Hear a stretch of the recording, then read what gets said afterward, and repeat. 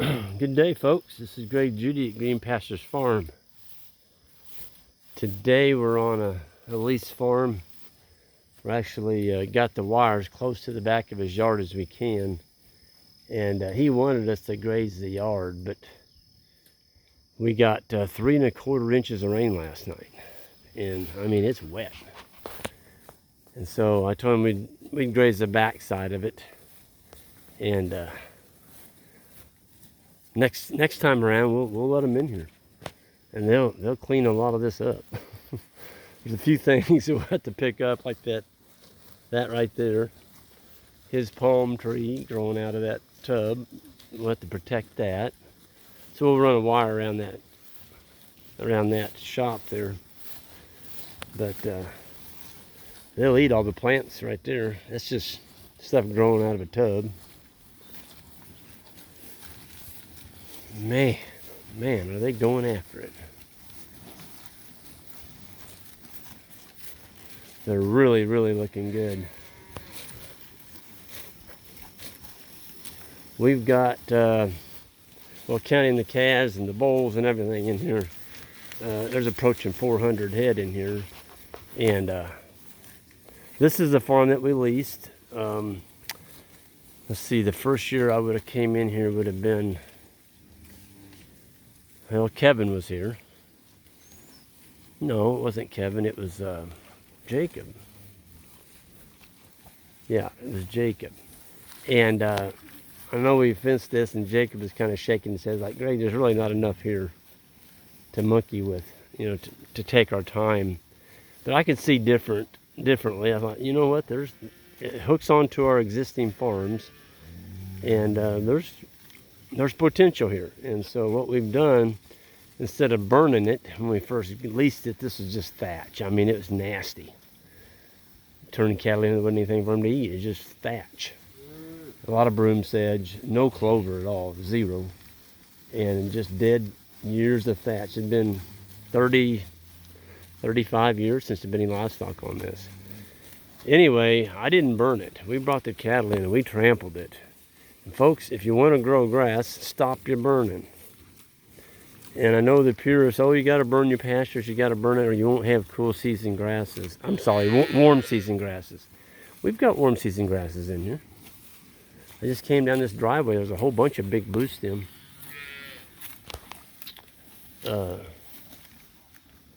All around this area.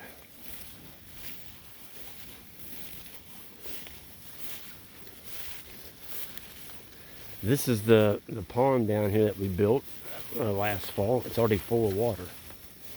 This was a mud hole. I mean, just mud. Boy, there's a pretty steer.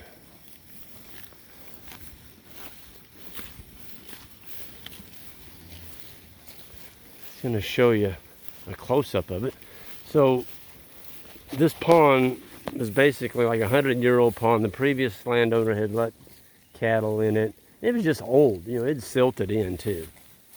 Boy, look at that one. Wow. You are a pretty girl. That's a heifer. She's going to be calving next year. So she's been exposed to the bull right now. Man.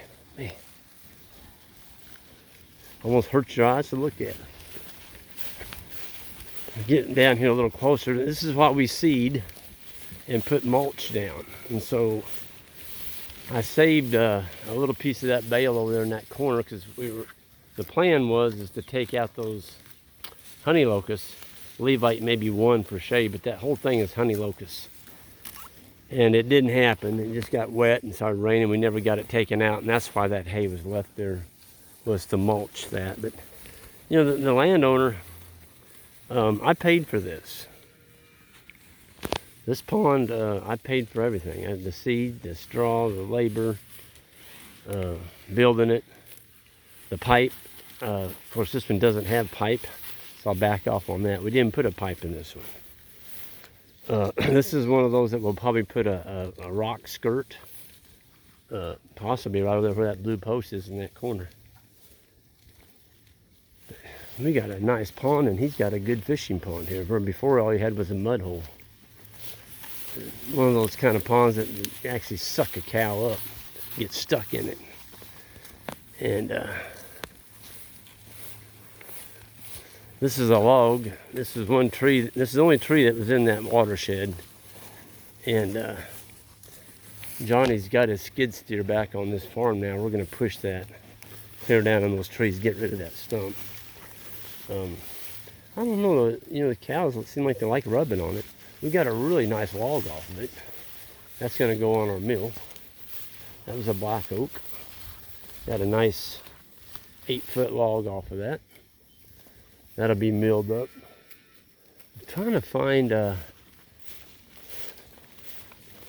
hey Ben, Isaac, could you all find 814? Oh, probably on a cow. Just posted 814 on our website this morning. We've collected semen from him, and we're going to sell him. And he's going on the website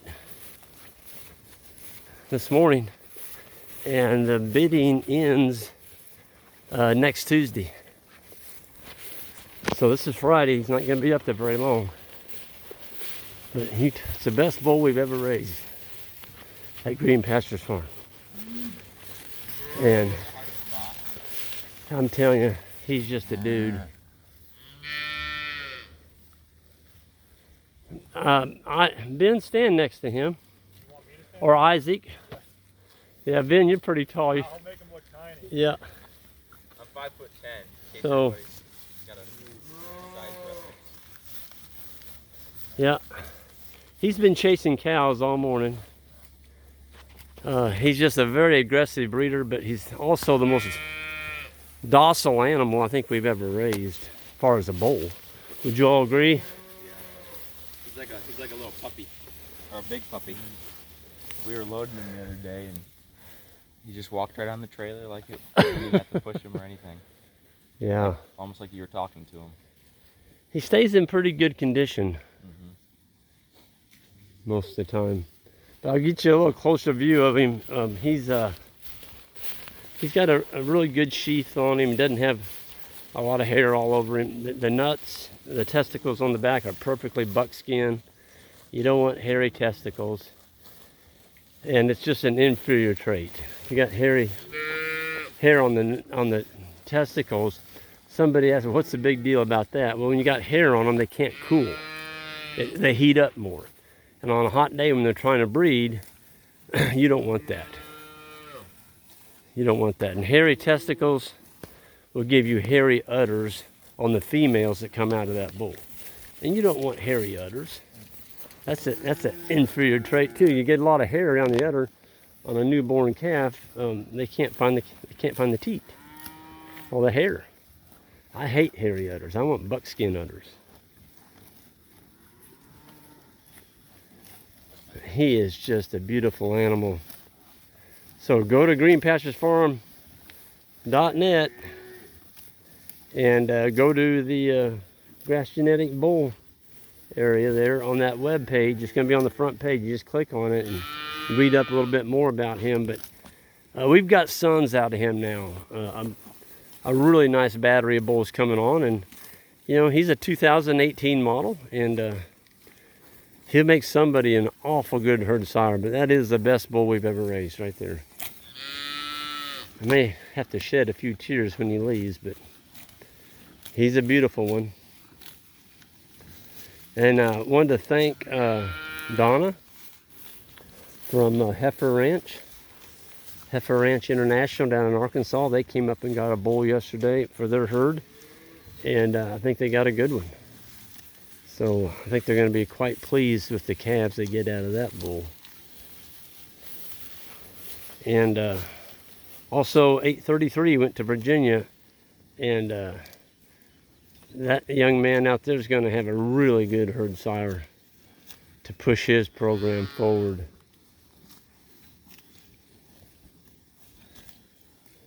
But back to this grass, folks. I don't think I've ever seen a farm turn around as quickly as this one. Now we limed it, and we put down some phosphorus and potash just to jump start it, and I think it was a good move. We had a lot of broom sedge in here. There wasn't any clover, and now, I mean, look what we've got. I mean, it's just all in here.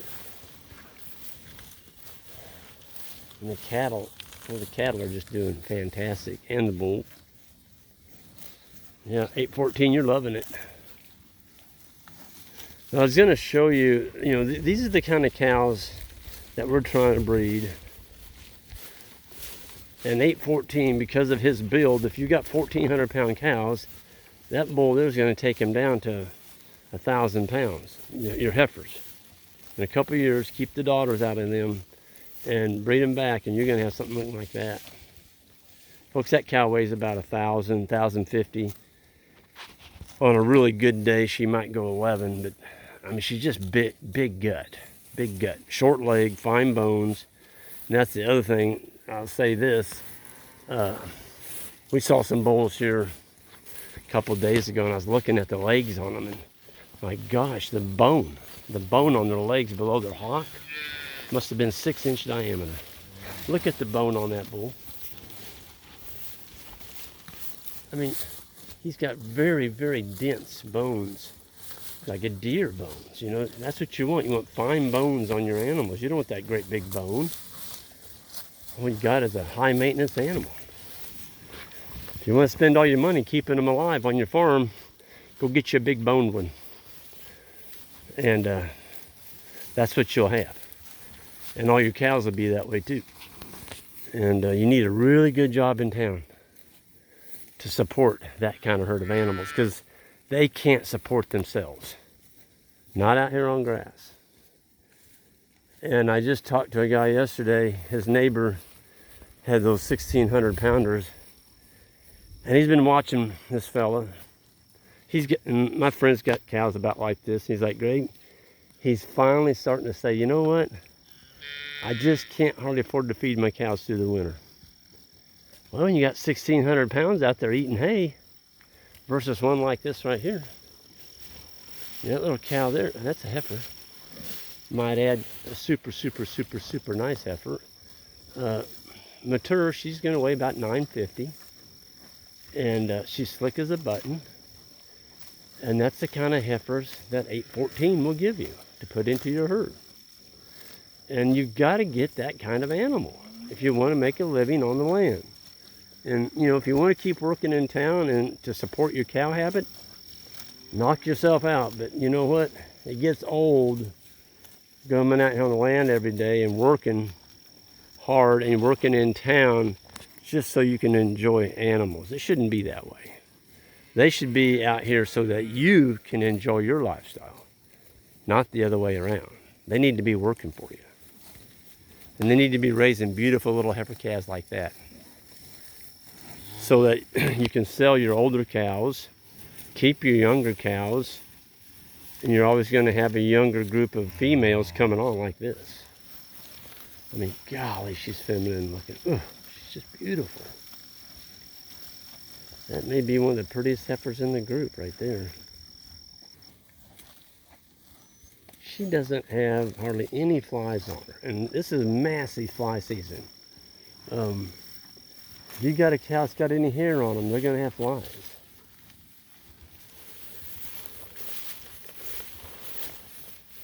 But with that, I'm going to go ahead and sign off here. It's a beautiful morning. We caught some more rain last night and made it a little bit puggy out here. Or we would have put him in that yard. Look at that calf. Goofy little thing. That grass must be really tender, isn't it? That's an old stock tank that he filled full of dirt. It looks like at one time he might have had flowers or something in it. That calf is enjoying whatever's growing out of it. Yep. Beautiful day here. Folks, sign out. I'm signing out, and hit that subscribe button on the way out if you would. I'd appreciate it. And we'll see y'all down the road next time.